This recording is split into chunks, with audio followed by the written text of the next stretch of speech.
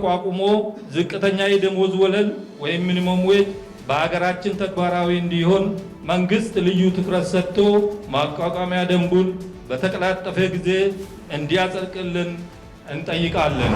ኢራኑ የበላይ መሪ አያቶላህ ሙስጠፋ ካሚኒ ካሉበት የምስጢር ቦታ ሆነው በመንግስት ቴሌቪዥን በኩል ያስተላለፉት መግለጫ መላው ዓለምን የናጠ ሆኗል። ካሚኒ ኢራን የኒውክሌርና የሚሳኤል አቅሟን ከመቼውም ጊዜ በላይ እንደምትጠብቅና በዚህም ማንኛውንም ዋጋ ለመክፈል ዝግጁ መሆኗን አብስረዋል። የዓለም አቀፍ የሰራተኞች ድርጅት በቅርቡ ባወጣው ሪፖርት መሰረት ምንም እንኳን በብዙ ሀገራት የሥራ አጥነት ቁጥር ቢቀንስም የሰራተኛው ኑሮ ግን በከፍተኛ ፍጥነት እያሽቆለቆለ ይገኛል። በአሁኑ ወቅት የዓለም ሰራተኞች የሚጋፈጡት ትልቁ ፈተና የኑሮ ውድነትና የደሞዝ ማነስ ጉዳይ ነው። አንዳንድ ፍርደኞች ከማረሚያ ቤት ባመክሮ የሚወጡበት ሁኔታ እንደ መብት አድርገው ሲቆጥሩ ይስተዋላል። ባመክሮ መውጣት መብት ሳይሆን የመልካም ፍሬ ውጤት ነው።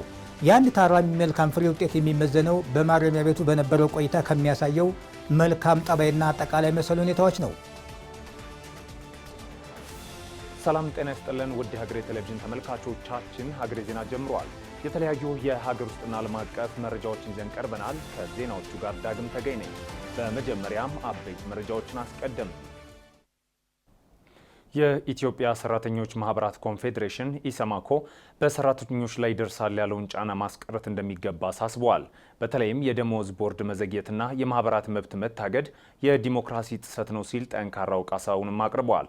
የመንግስት ሰራተኞች መደራጀት ለኢንዱስትሪ ምርታማነት አስፈላጊ መሆኑም ተገልጿል። ተጨማሪ ያለን ከዛሬ 137 ዓመታት በፊት በቺካጎ ጎዳናዎች ላይ የፈሰሰው የሰራተኞች ደም ዛሬ ለዓለም የሥራ መስክ 8 የሥራ ሰዓት ሰብአዊ ክብርና የመደራጀት ነጻነትን አውርሷል። ይህ በደም መስዋዕትነት የተገኘውና በዓለም አቀፍ ደረጃ ለ137ኛ በኢትዮጵያ ደግሞ ለ51ኛ ጊዜ የሚከበረው የሜዴ ወይም የዓለም የሰራተኞች ቀን በዓል ዛሬም በኢትዮጵያ የሥራ መስክ ውስጥ ያሉ ያልተመለሱ ጥያቄዎችንና የታሪክ አሻራዎችን ይዞ ተከብሮም ውሏል። የኢትዮጵያ ሰራተኞች ማህበራት ኮንፌዴሬሽን ኢሰማኮ በዛሬው የሰራተኞች ቀን አከባበር ላይ የመንግስት ሰራተኞች የመደራጀት መብት አለመከበርና የመነሻ ደሞዝ ወለልን ለመወሰን የወጣው ደንብ መዘግየት በሰራተኛው ላይ ከፍተኛ በደል እያደረሰ መሆኑን ገልጿል። ኮንፌዴሬሽኑ አሰሪዎች በማህበር መሪዎች ላይ የሚያደርሱትን ወከባ እንዲያቆሙና መንግስት ያጸደቃቸውን ዓለም አቀፍ ስምምነቶች በተግባር እንዲተረጉም በጽኑ ጠይቋል። የኮንፌዴሬሽኑ ፕሬዝዳንት ካሳሁን ፎሎ እንደተናገሩት ለዓመታት ሲጠየቅ የነበረው የዝቅተኛ ደሞዝ ወለል ጉዳይ አሁን ምላሽ ባለማግኘቱ ሰራተኛው ለከፋይ ኑሮ ጫና ስለመጋለጡ ተናግረዋል። በአንዳንድ አሰሪዎች በኩል የሚታየው የማህበራት መብት ረገጣና የመንግስት ሰራተኞች የመደራጀት መብት መከልከል የዲሞክራሲ ጥሰት መሆኑንም አክለዋል። በዝቅተኛ ተከፋይ ደረጃ ላይ የሚገኘው ሰራተኛ በልቶ ማደር እንዲችል በአሰሪና ሰራተኛ ጉዳይ አዋጅ ለሚተዳደሩ ሰራተኞች ዝቅተኛ የደሞዝ ወለል የሚወስን የደሞዝ ቦርድ እንዲቋቋም በረቂቅ ደንቡ ላይ መንግስት የአሰሪና ሰራተኛ ተወካዮች በጋራ ተወያይተንበት በስራና ክህሎት በኩል ለጠቅላይ ሚኒስትር ጽሕፈት ቤት የቀረበ ሲሆን ሚኒስቴሮች ምክር ቤት ደንቡን ያወጣል ብለን በተስፋ እየተጠባበቅን ስለሆነ ቦርዱ ተቋቁሞ ዝቅተኛ የደሞዝ ወለል ወይም ሚኒመም ዌጅ በሀገራችን ተግባራዊ እንዲሆን መንግስት ልዩ ትኩረት ሰጥቶ ማቋቋሚያ ደንቡን በተቀላጠፈ ጊዜ እንዲያጸድቅልን እንጠይቃለን። የመንግስት ሰራተኞች የመደራጀት መብት ተግባራዊ እንዲሆን ሀገሪቱ ያጸደቀቻቸውን ዓለም አቀፍ የሥራ ድርጅት ስምምነቶችን በአግባቡ እንዲተገበሩ ማድረግ ለኢንዱስትሪ ምርታማነት አስፈላጊ መሆኑን የተናገሩት ደግሞ የስራና ክህሎት ሚኒስትር ዴኤታ ዶክተር ዳንኤል ተሬሳ ናቸው። አክለውም አንዳንድ አሰሪዎች የሰራተኛ ማህበራት እንዳይመሰረቱ እንቅፋት እንደሚፈጥሩና በማህበራት መሪዎች ላይ ህገወጥ እርምጃ እንደሚወስዱ በመጥቀስ አሰሪዎች የሰራተኛውን መብት እንዲያከብሩ ህግ አስፈጻሚ አካላትም ህጉን እንዲያስከብሩ በጥብቅ ማሳሰቢያ ሰጥተዋል። ሰራተኞች የሀገር ብልጽግና መሰረት፣ የኢኮኖሚ የጀርባ አጥንትና በአጠቃላይ ለሀገራችን እድገት ትልቁ ምሰሶዎች መሆናቸውን ላፍታም አንዘነጋ። ይሁን እንጂ ካለንበት ፈጣን ዓለም አቀፋዊ ለውጥ ጋር ለመራመድ በተለመዱ አሰራሮችና ደንቦች ብቻ ታጥሮ መስራት እንደማያዋጣ ይልቁንም የስራ ባህላችንን የምርት ስልቶቻችንን ውጤታማነታችንን በማሻሻል እንዲሁም የስራ ስነ ምግባሮቻችንን በማላቅ ብሔራዊ ምርታማነትን ማሳደግ እጅግ የሚያስፈልግ ጊዜ ላይ እንገኛለን። መንግስት በዋናነት የስራ ሁኔታዎች ቁጥጥር ስርዓትን በማሻሻል የስራ ላይ የሙያ ደህንነትና ጤንነት ጥበቃ መስፈርቶችን በማሻሻልና ማሳደግ እንዲሁም የስራ ገበያ ተቋማትን በማዘመን ላይ ትኩረት በማድረግ እየሰራ ይገኛል። በተጨማሪም መደበኛ ያልሆነውን የስራ ዘርፍ ኢንፎርማል ሴክተር ችግር ለመፍታት እንዲሁ ትኩረት ሰጥተው መስራቱን ይቀጥላል። ኢትዮጵያ ከዓለም አቀፍ የስራ ድርጅት ጋር የቆየ ታሪካዊ ግንኙነት ቢኖራትም እስካሁን ያጸደቀቻቸው የውል ስምምነቶች ቁጥር አነስተኛ መሆኑን የኢትዮጵያ ሰራተኞች ማህበራት ኮንፌዴሬሽን ፕሬዚዳንት ካሳሁን ፎሎ ተናግረዋል። ከስምምነቶች ውስጥም በሴት ሰራተኞች ላይ የሚፈጸሙ ጥቃቶችንና ትንኮሳዎችን ለመከላከል የወጣውን ኮንቬንሽን ቁጥር 190 መንግስት በአስቸኳይ እንዲያጸድቅ በድጋሚ ጥሪ አቅርበዋል። አገራችን ከአፍሪካ የመጀመሪያ የዓለም ስራ ድርጅትን የተቀላቀለች ሀገር ስትሆን እስካሁን ድርጅቱ ካጸደቃቸው ኮንቬንሽኖች ሁሉ ተሳትፋለች። ይሁን እንጂ እስካሁን 22 ኮንቬንሽኖችን ብቻ አጽድቃለች። አገራችን የፈረመችውን ኮንቬንሽን ቁጥሩን ከፍ ለማድረግ ብቻ ሳይሆን አስፈላጊና መሰረታዊ መብቶች ስለሆኑ ኮንቬንሽን 190 በስራ ቦታ ጾታዊ ትንኮሳና ጥቃትን ለመከላከል የወጣ፣ ኮንቬንሽን 189 የቤት ሰራተኞች መብት እንዲሁም ኮንቬንሽን 97 እና 143 የፍልሰተኛ ሰራተኞች አስተዳደር ኮንቬንሽኖችን መንግስት ልዩ ትኩረት በመስጠት እንዲያጸድቃቸው እንጠይቃለን። የሰራተኛው መብት መከበር ለኢንዱስትሪ ሰላምና ለምርታማነት መሰረት ነው። የዘንድሮው የዓለም ሰራተኞች ቀን አከባበር የኢሰማኮ አመራሮችና የመንግስት የስራ ኃላፊዎች በጋራ በታደሙበት መድረክ የሰራተኛውን የመደራጀት መብት ማክበርና ፍትሐዊ የደሞዝ ስርዓትን መዘርጋት ለነገ የማይባል የቤት ስራ ስለመሆኑ በመድረኩ ተመላክቷል። የአዲስ አበባ አውቶቡስ አገልግሎት ድርጅት በቀጣዮቹ 6 ወራት ክፍያውን ከጥሬ ገንዘብ ክፍያ ስርዓት ወደ ዲጂታል መንገድ እንደሚቀይር አስታውቋል። በጋዝ የሚሰሩ 2 አውቶቡሶች የሙከራ ስራቸው እየተጠናቀቀ መሆኑም ተነግሯል። ሚኪያስ ኃይሌ ተጨማሪ አለው። አዲስ አበባ በሚሊዮኖች የሚቆጠሩ ነዋሪዎች የሚኖሩባት እንዲሁም በርካቶች ደግሞ የብዙሃን ትራንስፖርት የሚጠቀሙባት ከተማ ናት። የአዲስ አበባ ከተማ አውቶቡስ ደግሞ ለከተማዋ ትራንስፖርት ፍሰት ሰፊውን ድርሻም ይይዛል። ከተማዋ እየዘመነች ቢሆንም የከተማዋ አውቶቡስ አገልግሎት አሁንም በጥሬ ገንዘብ ብቻ አገልግሎት እየሰጠ ይገኛል። ይህን የጥሬ ገንዘብ የክፍያ ስርዓት ለመቀየር ከአንድ ተቋም ጋር ስምምነት ተደርሰዋል ሲሉ የሚያብራሩት የአዲስ አበባ ከተማ አውቶቡስ አገልግሎት ድርጅት ምክትል ዋና ስራ አስኪያጅ ደገፉ ገብረመድህን በቀጣይ 6 ወራት ስራውን ለማጠናቀቅ እንደሚሰራ አስታውቀዋል። የፔመንት ሲስተማችንን ቀይር ብለናል።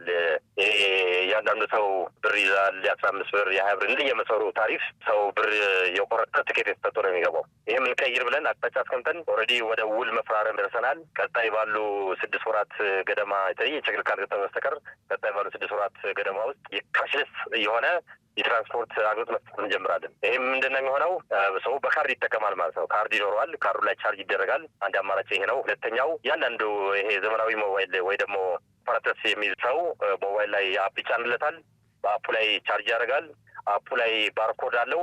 ባርኮዱ ተች ያስደረገ ወደ መኪናው ይገባል ማለት። ስለዚህ ካሽለስ የሆነ የትራንስፖርት አገልግሎት ለመጀመር የሚያስችሉ ዝግጅቶች ጨርሰን ኢቭን የውል ጉዳይም ቅድመ ሁኔታዎች ጨርሰን ወደ ቴክኒካል የሆኑ ውይይቶች ገብተናል። ቀጣይ ባሉ 6 ወራት ውስጥ አንዱና ሌላኛው ቴክኖሎጂ የፔመንት ሲስተማችን ዘመናዊ እናደርጋለን። በስራ መግቢያና መውጫ ሰዓት አውቶቡሶች ከ10 ደቂቃ በላይ ያለ ስራ እንዳይቆሙ የሚያስጠነቅቅ መሳሪያ መገጠሙን ምክትል ስራ አስኪያጁ ያብራራሉ።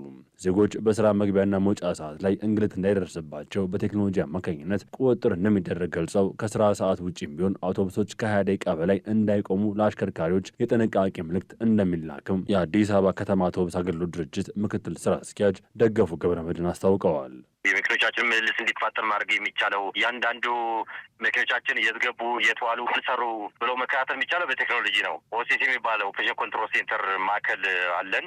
ይሄ በ5 ብራንቾቻችን አሉ። በማዕከል ደረጃ አለን።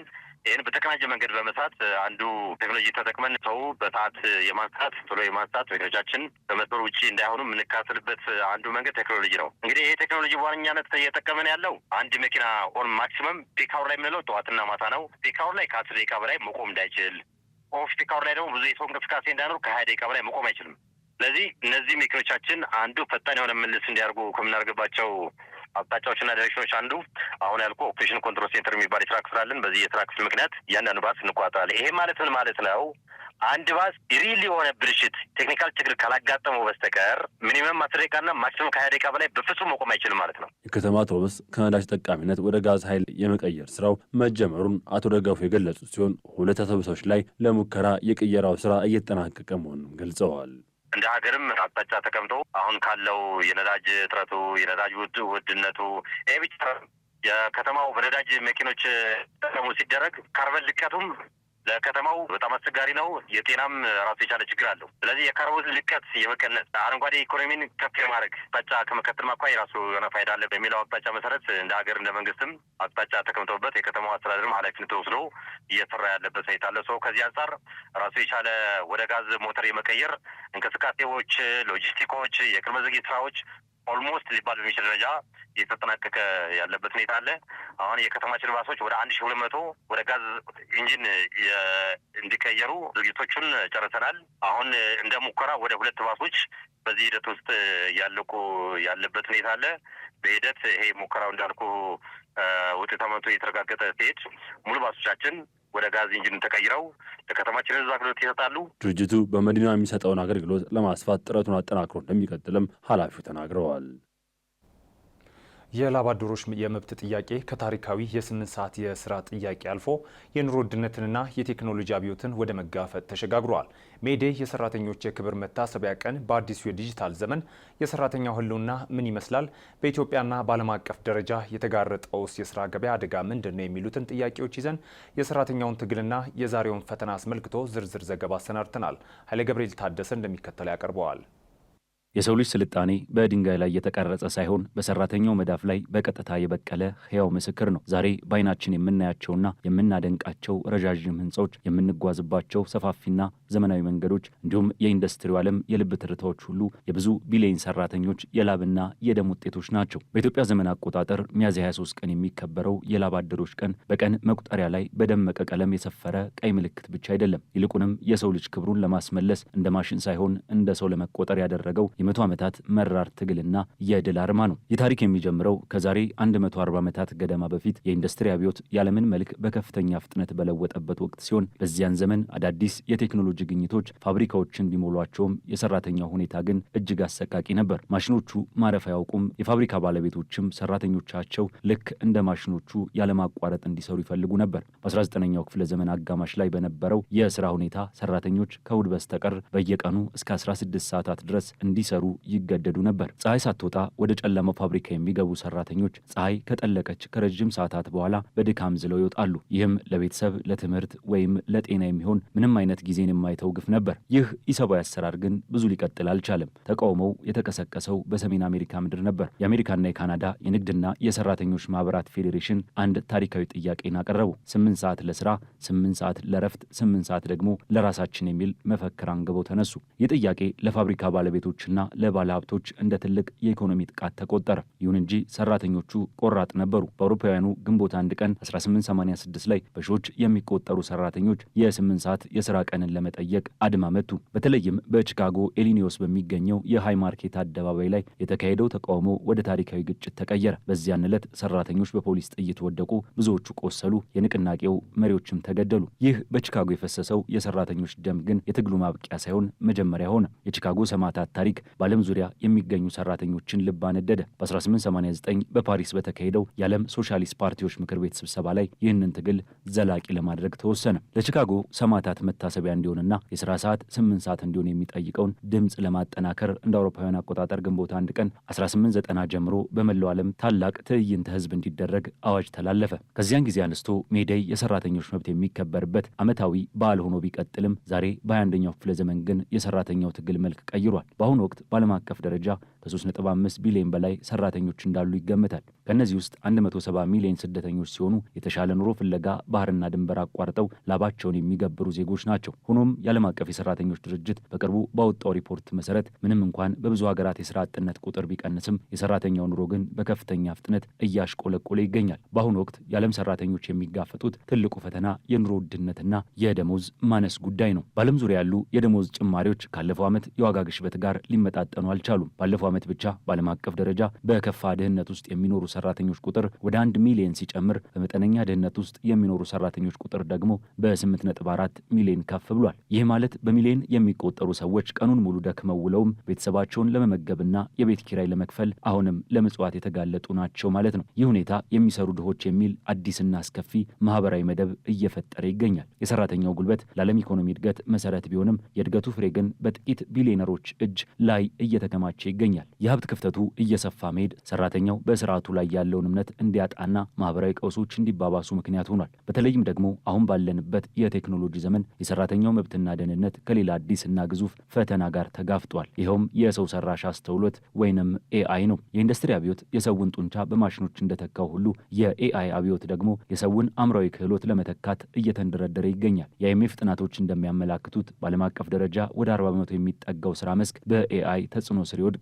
ይህ ቁጥር በበለጸጉ ሀገራት እስከ 60 በመቶ ሊደርስም ይችላል። የኤአይ መስፋፋት በአንድ በኩል ምርታማነትን ሊያሳድግና አዳዲስ የስራ ዕድሎችን ሊፈጠር ቢችልም በሌላ በኩል ግን በሚሊዮን የሚቆጠሩ ሰራተኞችን ከስራ ገበታቸው ሊያፈናቅል ይችላል የሚል ስጋትን ፈጥሯል። ቀደም ሲል ቴክኖሎጂ ፋብሪካ ውስጥ የሚሰሩ ሰራተኞችን ብቻ ይተካል ተብሎ ይታሰብ ነበር። ዛሬ ግን የሂሳብ ባለሙያዎች፣ የህግ ረዳቶች፣ የጽህፈት ሰራተኞች፣ የደንበኞች አገልግሎትና የፈጠራ ስራዎችም ሳይቀሩ በኤአይ ስጋት ወድቆባቸዋል። ይህ ሁኔታ ሰራተኛው ከማሽን ጋር ብቻ ሳይሆን እጅግ ፈጣንና ውጤታማ ከሆነው አልጎሪዝም ጋር እንዲወዳደር አስገድዶታል።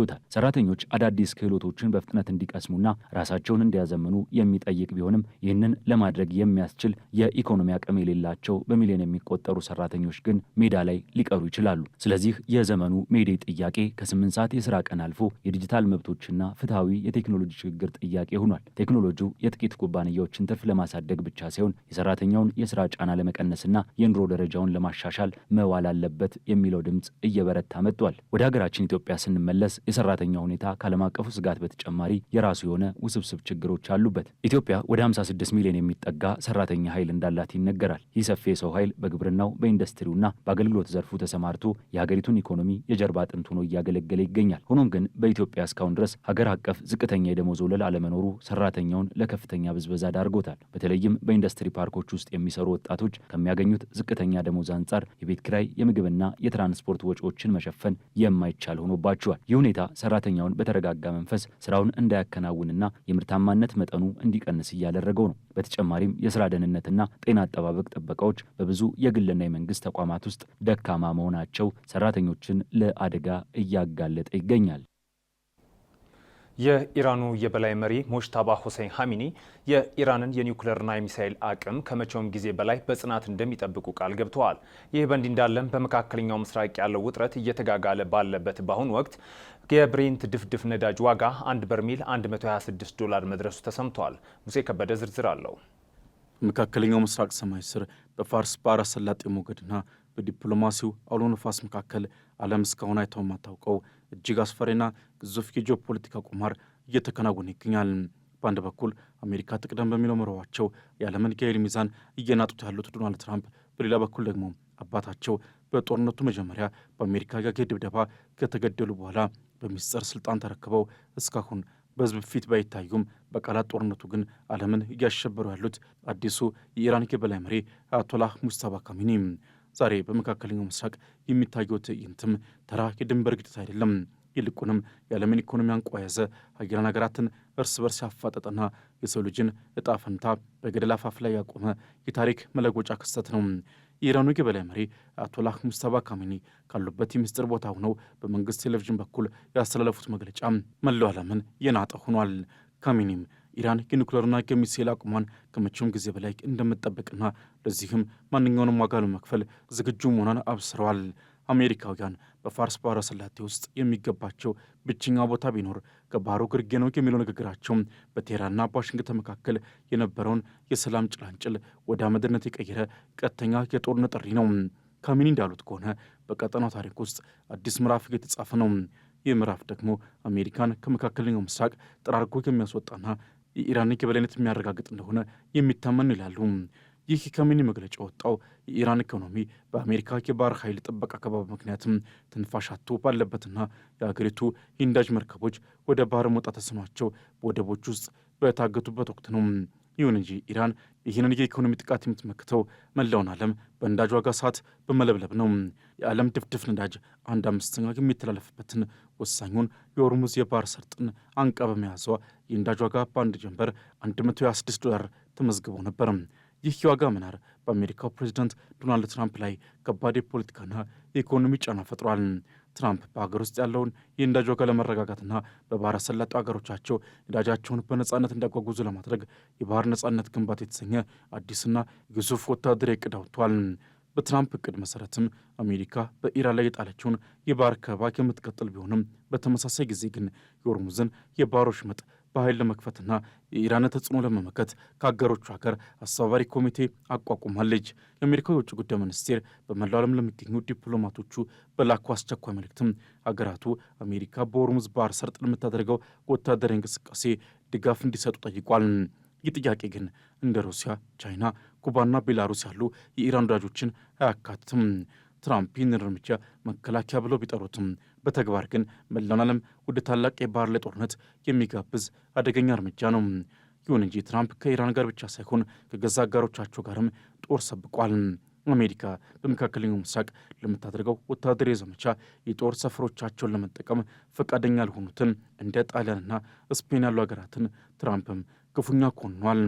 ጣሊያንም አንዳችም እርዳታ አላደረገችልንም፣ ስፔን ደግሞ እጅግ አስከፊና አጸያፊ ነች ማለት የተናገሩት ትራምፕም የአሜሪካንን ጦር ከእነዚህ ሀገራት ለማስወጣትና በጀርመንም ያለውን የሰራዊት ብዛት ለመቀነስ ዝግጁ መሆናቸውን ገልጸዋል። ይህ የትራምፕ እርምጃ ለዘመናት የቆየውን የኔቶ ጥምረት አደጋ ላይ ጣልና አውሮፓን በስጋት የናጠ ክስተት ሆኗል። ትራምፕ ከኛ ጋር ያልቆመ ጠላታችን ነው የሚል ጥብቅ ፖሊሲን በመከተልም የዓለምን ዲፕሎማሲ ወደ ንትርክና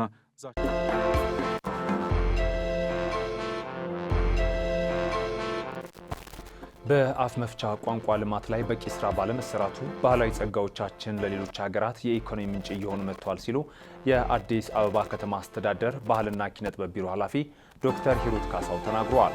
ኢትዮጵያ የብዝሃ ባህል ባለቤት ብትሆንም በሚፈለገው ደረጃ እየተጠቀምንበት አይደለም ነው ያሉት።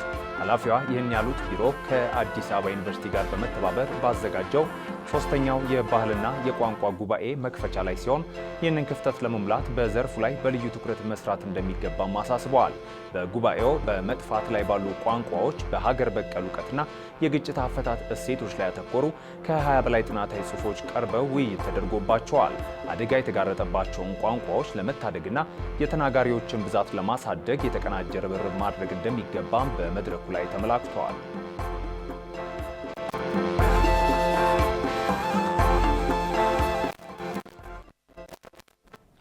ባለፉት 5 ወራት ውስጥ ከ7000 በላይ ህገወጥ ነጋዴዎችን ወደ ህጋዊ የንግድ ስርዓት አስገብቻለሁ ሲል የአዲስ አበባ ከተማ ሰላምና ጸጥታ አስተዳደር ቢሮ አስታወቀ። ንግድ ፍቃድ ሳይዙ የሚነግዱ ነጋዴዎችን ወደ ህጋዊ መንገድ በማስገባትና ሰው ሰራሽ የምርት እጥረት በመቆጣጠር በኩል የተሻለ የሚባሉ ስራዎች መሰራታቸውንም የቢሮ ኃላፊ ሊዲያ ግርማ ተናግረዋል። ይሁን እንጂ አሁንም ጥቃቅን የሚመስሉ ክፍተቶች መኖራቸውን የገለጹ ሲሆን ለጉዳዩ ትኩረት ሰጥቶ መስራት እንደሚገባ አሳስበዋል። የአዲስ አበባ ከተማ የህግ የበላይነትና ቁጥጥር ግብረ ኃይል፣ የአዲስ አበባ ከተማ ሰላምና ጸጥታ አስተዳደር ቢሮ፣ የአዲስ አበባ ፖሊስ፣ የአዲስ አበባ ከተማ ንግድ ቢሮ፣ የአዲስ አበባ ከተማ ደንብ ማስከበር ባለስልጣን ኃላፊዎች በተገኙበት የ5 ወር የስራ አፈጻጸም ግምገማ ማካሄዱን ከቢሮ ያገኘነው መረጃ ያመላክታል።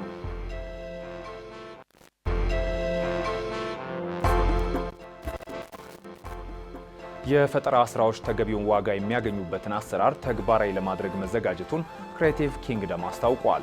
የዓለም የሰራተኞች ቀን አስመልክቶ ለጣቢያችን መግለጫ የላከው ድርጅቱ አዋጭነታቸው የተረጋገጡ የፈጠራ ሀሳቦችን በመደገፍ ውጤት እንዲያመጡ የሚያደርግ አሰራር መዘርጋቱንም አስታውቋል። በ5 ዓመታት ውስጥ ተግባራዊ ይደረጋል በተባለው በዚህ ፕሮጀክት በርካቶች ተጠቃሚ እንደሚሆን የገለጹት የድርጅቱ ዋና ስራ አስኪያጅ ታደሰ ኃይሉ ስራ ፈጣሪዎች ሀሳባቸውን ተግባራዊ የሚያደርጉበትን የፋይናንስና ሌሎች ግብአቶች በማሟላት ውጤታማ ስራዎችን ለመስራት መታቀዱንም ገልጸዋል። ሀገር በቀል ቴክኖሎጂዎችና የቴክኖሎጂ መፍትሄዎችን ተጠቅመው ማህበራዊ፣ ኢኮኖሚያዊና ፈጠራዊ እድገትን ማረጋገጥ የፕሮጀክቱ ዓላማ መሆኑም ተነግሯል።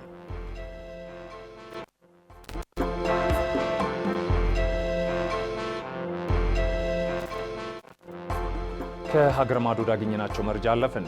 የሳህል ሀገራት ጥምረት አባላት የሆኑት ኒጀር፣ ቡርኪና ፋሶና ማሊ በሰሜን ማሊ ግዛቶች ላይ የተቀናጀ የአየር ድብደባ ማድረጋቸውን የኒጀር መንግስት አስታውቋል። ይህ እርምጃ የተወሰደው ከአልቃይዳ ጋር ግንኙነት ባላቸው ታጣቂዎችና በቱዋሬግ ተገንጣዮች በማሊ ላይ የተሰነዘረው መጠነ ሰፊ ጥቃት ተከትሎ ነው።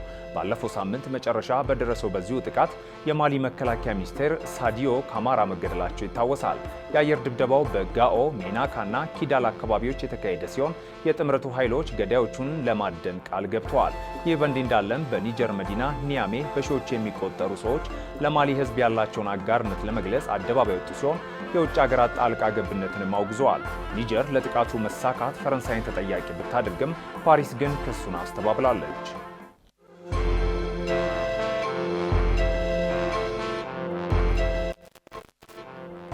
የማይናማር ወታደራዊ መንግስት የቀድሞዋ መሪ ኦንግ ሳን ሱቺን ከእስር ቤት ወደ ቤት ውስጥ እስረኝነት ማዛወሩን አስታውቋል።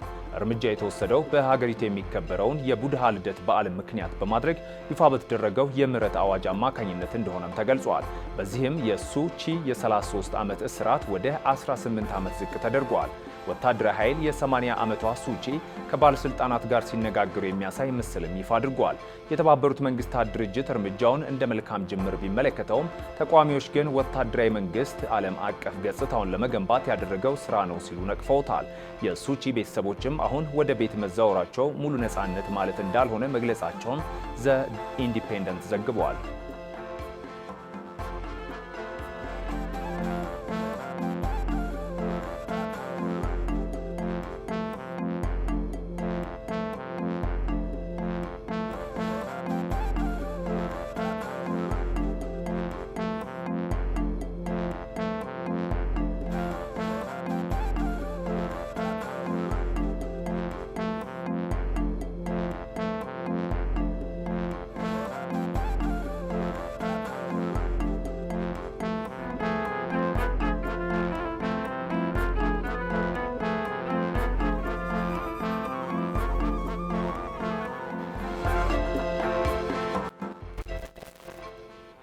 አራተኛው የኢትዮጵያ ታምርት ኤክስፖ ከእሁድ ሚያዝያ 25 ቀን ጀምሮ ለተከታታይ 6 ቀናት ሊካሄድ መሆኑን ኢንዱስትሪ ሚኒስቴር አስታውቋል። የኢንዱስትሪዎችን የማምረት አቅም አጠቃቀም 85 በመቶ ለማድረስ በተያዘው እቅድ መሰረት አሁናዊውን የኢንዱስትሪዎችን አቅም 67 በመቶ ማድረስ መቻሉን ሚኒስቴሩ ገልጿል። ሱባሎ ጋሻው የቢዝነስ ጥንቅሩን አዘጋጅቶታል።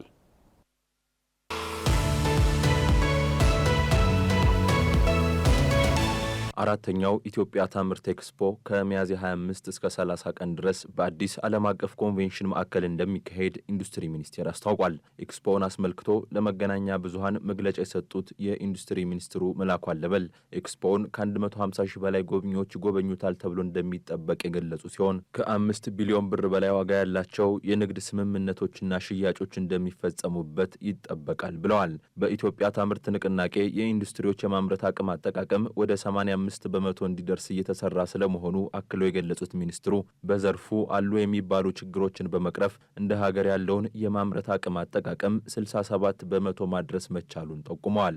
እያንዳንዱ ኢንዱስትሪ ችግሮቹ ምንድናቸው የሚለውን የመለየት ጉዳይ ነበር። ከዚህ ጋር የተያያዘ በኤሌክትሪክ ምክንያት የሚሆን አለ፣ በግብአት ምክንያት አለ፣ ፋይናንስ እጥረት ምክንያት የሚሆንባቸው አሉ፣ የውጭ ምንዛሬ ምክንያት የሚሆንባቸው አሉ፣ የሰው ኃይል የክህሎትና የማኔጅመንት ችግር ምክንያት የሚሆንባቸው አሉ፣ ከኢንቫይሮንመንት ጋር የተያያዘ ችግር የሚሆንባቸው አሉ፣ ከገበያ ጋር የተያያዘ ብዙ ናቸው። ስለዚህ ይህንን መሰረት በማድረግ የኢትዮጵያ ታምርት ንቅናቄ ከጀመርንበት ጊዜ ጀምሮ በየደረጃው የተቋቋመው ካውንስል እነኚህን ችግሮች እየለየ ከሚመለከታቸው አካላት ጋር በመሆን የመፍታትና ድጋፍ የማድረግ ስራ ነው ሲሰራ ይመጣ። አሁን የማምረት አቅም አጠቃቀማችን 67% ደርሷል። በሚቀጥለው ወደ 85% ከፍ ማለት አለበት። 85% ከፍ ማለት ብቻ አይደለም። የማምረት አቅም አጠቃቀሙ ከማደግ ባለፈ ኤክስፖርት ለማድረግ የሚያስችል የውስጥ አደረጃጀት አቅም፣ የምርት ጥራትና ተወዳዳሪነት፣ የሰርቲፊኬሽን የመሳሰሉት ጉዳዮች አብረው መሰራት አለባቸው። የማኑፋክቸሪንግ ዘርፍ ባለፉት 9 ወራት የ433 ሚሊዮን ዶላር ገቢ ማስገኘቱን አክለው የገለጹት ሚኒስትሩ ለውጭ ገበያና ለሀገር ውስጥ ገበያ የሚቀርቡ የምርት አይነቶችን በመለየት እየተሰራ መሆኑን ጠቅሰዋል። አማራጭ የገበያ መዳረሻዎችን ለመጠቀም እየተሰራ ስለመሆኑም ተናግረዋል። 83 ምርቶችን በኤክስፖርት ለይተን ምን አይነት ምርቶችን ነው የምናመርተው? የገበያ መዳረሻችን የት ነው መሆን መቻል ያለበት? እነዚያ ገበያዎች ላይ በምንገባበት ጊዜ ምን አይነት ፕሪቪሌጆች አሉ የሚለውን ሁሉ ለይተን ኤክስፖርት የሚደረጉ 83 ምርቶች ኢምፖርት ሰብስቲቲዩት የሚደረጉ 96 ምርቶችን ለይተን ነው እየሰራን ያለ ነው። እንደየምርቶቹ አይነት የትኛውን ለገቢ ምርት እናመርትበታለን፣ የትኛውን ለኤክስፖርት እናመርትበታለን የሚል አንድ ትልቅ ደረጃውን የጠበቀ የማኑፋክቸሪንግ አትላስ ተሰርቷል ማለት ነው። በኢትዮጵያ ታሪክ ውስጥ የመጀመሪያ ነው ይሄ። ይህንን መሰረት በማድረግ የውስጥ ተወዳዳሪነትን በማሳደግ ከአገዋ ባሻገር ሌሎች እድሎችን መጠቀም የምንችልበት ሁኔታ እንዳለ የሚያሳይ ነው። ለ6 ቀናት በሚካሄደው ኢትዮጵያ ታምርት ኤክስፖ 20 ስታርታፖች ምርቶቻቸውን እንዲያቀርቡ እድል መመቻቸቱም ተነግሯል።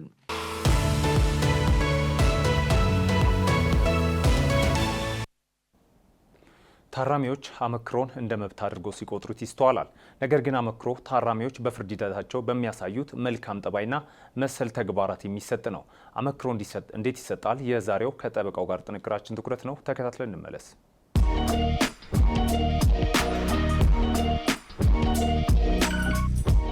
ጤና ይስጥልን። ጠበቃ እንዳርጌ ካሴ ነኝ።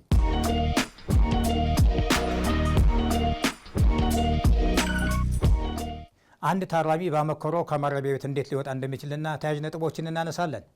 አመክሮ ማለት አንድ ታራሚ ከተፈረደበት የእስር ጊዜ 2/3ኛውን በመልካም ጠባይ ካሳለፈ ቀሪውን የእስር ጊዜ ከማረሚያ ቤት ውጭ ሆኖ በመልካም ጠባይ ሊያሳልፍ ይችላል ተብሎ ሲታመን የሚፈታበት ስርዓት ነው። አመክሮ አንድ ታራሚ ወደ ማረሚያ ቤት በሚገባበት ጊዜ በቅበላ ወቅት የተወሰነበት ቅጣት ከመፈጸሙ በፊት ቀደም ብሎ በአመክሮ ሊለቀቅ የሚችል መሆኑን እንዲሁም የአመክሮ ድል ለማግኘት ምን አይነት ግዴታዎች መፈጸም ያለባት ስለመሆኑ ግንዛቤ ሊፈጠርለት እንደሚገባ ሕጉ ያስገድዳል። አንዳንድ ፍርደኞች ከማረሚያ ቤት በአመክሮ የሚወጡበት ሁኔታ እንደ መብት አድርገው ሲቆጥሩ ይስተዋላል። በአመክሮ መውጣት መብት ሳይሆን የመልካም ፍሬ ውጤት ነው። የአንድ ታራሚ መልካም ፍሬ ውጤት የሚመዘነው በማረሚያ ቤቱ በነበረው ቆይታ ከሚያሳየው መልካም ጠባይና አጠቃላይ መሰል ሁኔታዎች ነው።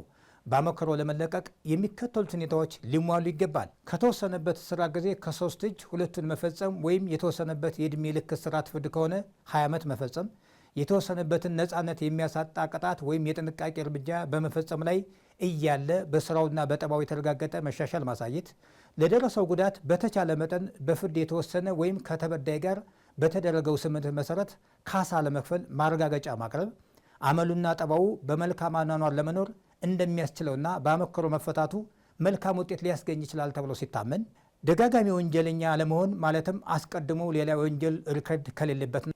አመክሮ የሚፈቅደው በወንጀል ሕጉ መሰረት ቅጣቱን የጣለበት ፍርድ ቤት ነው። የአመክሮ ጊዜው ሲደርስ ጥያቄውን በማረሚያ ቤት በኩል ወይም በጠበቃው ለፍርድ ቤት ማቅረብ ይችላል። ማረሚያ ቤቱም የታሰረበትን ጊዜ መጠንና በቆይታ የነበረውን መልካም ጠባይ መሰረት አድርጎ በአመክሮ ቢፈታ የሚደገፍ መሆኑን ወይም የሚቃወም መሆኑን አስተያየት እንዲያቀርብ ይጠበቃል። ፍርድ ቤቱ ከላይ የተመለከቱት ቅድመ ሁኔታዎችን ተሟልቷል ብሎ ካመነ ታራሚው በአመክሮ እንዲፈታ በመፍቀድ አመክሮው የሚቆይበትን ጊዜ አብሮ ይወስናል። ታራሚው ተፈቶ መልካም ጠባዩ ወይም ሕግ አክብሮ መኖሩ የሚፈተንበት ጊዜ መጠን የሚወሰነው እስከ ቀሪው የእስር ጊዜ ድረስ ሆኖ በማንኛውም ሁኔታ ከ2 ዓመት ሊያንስ ተቃራኒ ድንጋጌ ከሌለ በስተቀር ከ5 ዓመት ሊበልጥ አይችልም። የዕድሜ ልክ ፍርደኛ ከሆነ የፈተና ጊዜው ከ5 ዓመት ሊያንስ ከ7 ዓመት ሊበልጥ አይችልም። አመክሮ የተቀጪው ጠባይ ማሻሻያና ወደ ደንበኛው ማህበራዊ ኑሮ መመለሻ ሆኖ የሚቆጠር ሲሆን መፈታቱ ተፈላጊውን ውጤት የሚያስገኝ መሆኑ ፍርድ ቤቱ ካላመነበት በቀር ሊፈቀድ አይችልም። ታራሚዎችና የታራሚ ቤተሰቦች ሊያውቁት የሚገባ ነጥብ አመክሮ መብት ሳይሆን የመልካም ፍሬ ውጤት መሆኑን መገንዘብ ያስፈልጋል። አመሰግናለሁ።